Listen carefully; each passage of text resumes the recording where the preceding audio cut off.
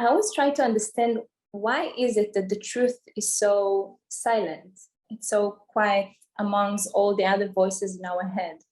It seems like God is almost whispering. So why Yes. did it made it this way?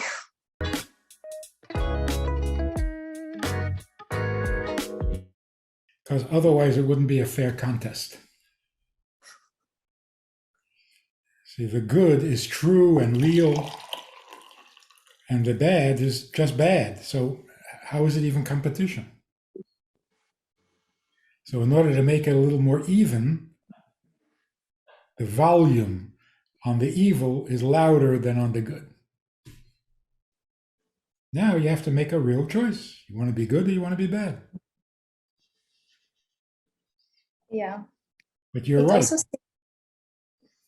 It's not the same volume. yeah. And it seems like in order to be able to hear that truth, one almost needs to bend a little bit, like maybe silence the ego or Yes. the extreme thought balagan mess that is happening in our head. Yeah. So when you bend a little, you can hear the whisper. You have to tune out the fake news. Yeah. A lot of fake news. But the world is getting much better. Absolutely. We don't like fake news. We don't believe the fake news. We can identify it more easily when we hear it. We know, oh no, that's fake news. So the world is ready for more emet. That is good development. I wanted to share a short story with you that I went to the gym today, this morning, and I bumped into a beautiful woman that I haven't seen for many years, but she had a beautiful voice. So I came up to her and I said that I heard one of her songs, and I can find the beauty of God's grace in her sound, in her voice. And then she said, today I was writing my journal and I was thinking I should stop singing and I should stop pursuing this career. But I'm so confused. I don't know what to do. I wish God had spoken to me like he spoke to Moses with the burning bush. That's what she said. And then we had like a moment of silence. We looked at each other and we're like, he's being even more clear than the bush here. Because I don't know what made me bump into her in that moment, and to come up and to say that to her. But it happened. Yeah. So when people say to me, where do you see God? Like, how? How do you communicate? Where do you not? Exactly. It's funny how we like ignoring the most obvious truth sometimes. What's your background? Where are you from? From Israel originally. So how do you say bivrit?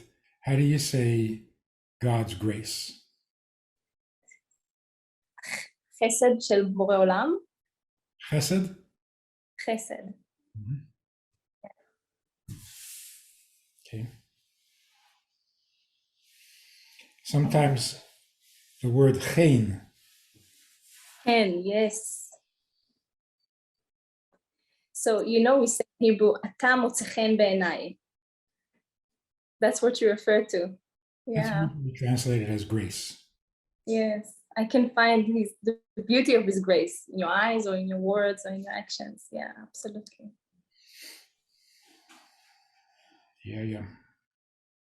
We're so full of that all over us, and I found, at least for my life, that when you pay attention to that and you consciously being grateful and appreciate that, you get more of that all the time. And I can say honestly, this is the only thing that kept me alive and brought me blessing my whole life. Because like we spoke before, I never had a proper job or organized life or house or anything like that. But really, that ability to see that so many times, I believe, brought me so much blessings. So what are you doing now besides podcasting? I teach a little bit of yoga. I teach the kids in Kailicha. It's a little town outside of Cape Town. Beautiful young kids, 8 to 12 years old. They appreciate it. They participate so beautifully. They enjoy it. And it helps them? Sorry? And it helps them? Yes, I believe so.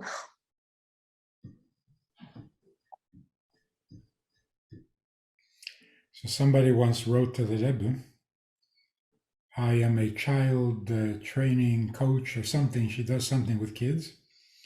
And then, now, she says, in my secular life, I work with children. And the Rebbe said, working with children is never secular. It's avodat hakodesh. It's a gift. I find it a beautiful mitzvah because it's, mitzvah in Hebrew is it comes from tzavta, to put two things together, tzavta together. So you can see that it does that. With kids, you can truly see it immediately. It's not taking a lot of time until you see the reflection of it. It's beautiful.